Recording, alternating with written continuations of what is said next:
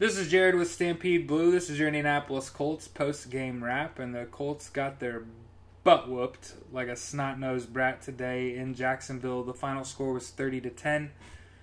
The Colts are 3-9, and Jacksonville is 8-4 atop the AFC South and has swept the Colts for the first time since 2002.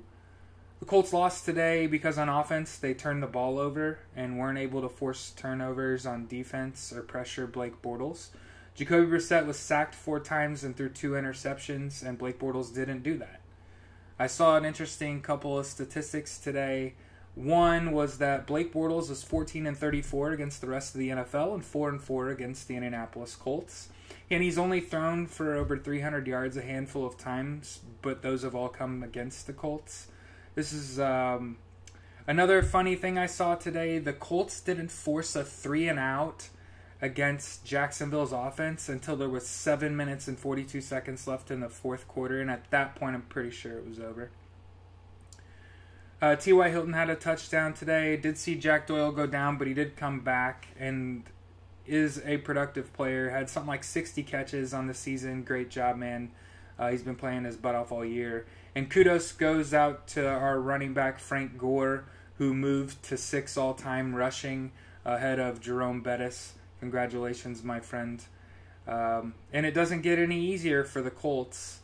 Jacoby Brissett has moved away from holding onto the ball too long and just giving up a sack he shouldn't.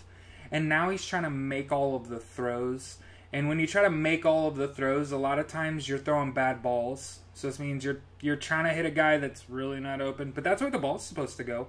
And then sometimes I noticed today, Jacoby Brissett doesn't put a lot of touch on the football. And this is something that you can coach. Some balls don't need to be laser beams aimed at your eyeballs. Sometimes you could just kind of lay it out there and let him go get it. You could throw ahead of your receiver. You don't want to ever throw really behind him. But you also don't really want to put the ball on a dime at a point of collision and possibly injure your receiver. But what do I know? The next 4 weeks, the Colts are kind of in a weird spot. We're playing teams that are tough, but I don't know how good they are.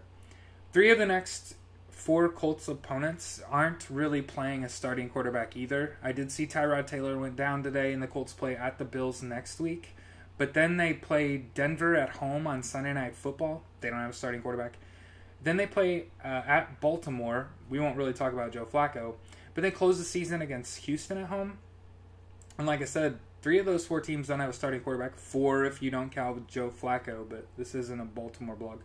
In any case, the season is a wash. We're going to have a top 5 draft pick, it looks like at this point, unless something crazy happens. And I'm pretty sure there was a stretch in the third quarter of this game that could be completely blamed on the coaches. If you'll remember with me, there was a 12-man on the field call. There was an early timeout in that same series. That's all coaching. Again, I think we're looking at replacing a lot of the offensive line. We're going to need some secondary players. We're going to need some linebackers. D-line looks okay. Offensive line looks like it could be replaced. I noticed Moncrief had a pretty good game today, as did Jack and T.Y. had pretty good games today. And Frank Gore ran the piss out of the football. Marlon Mack showed that step that we were kind of looking for, and hey, he didn't cough it up today, so he did okay.